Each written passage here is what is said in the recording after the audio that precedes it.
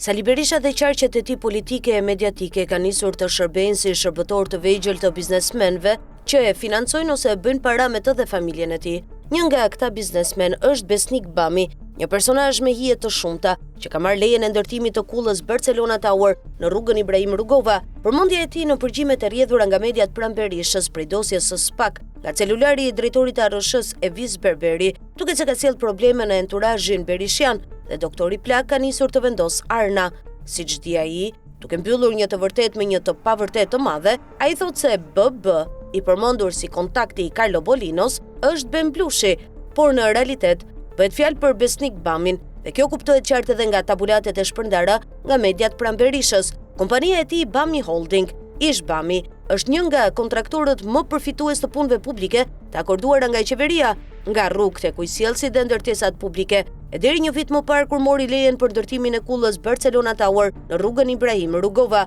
Me fjalë të tjera, ai është një nga partnerët më të afërt të Bablokut për të kryer punë publike me paratë e buxhetit të shtetit. Por si shumica oligarkëve shqiptar, edhe Besnik Bami nuk i ndahet ides fikse se për të pasur sukses në biznes duhet i ketë duart e zëna, njërën dorë në baklava dhe tjetrën në revani.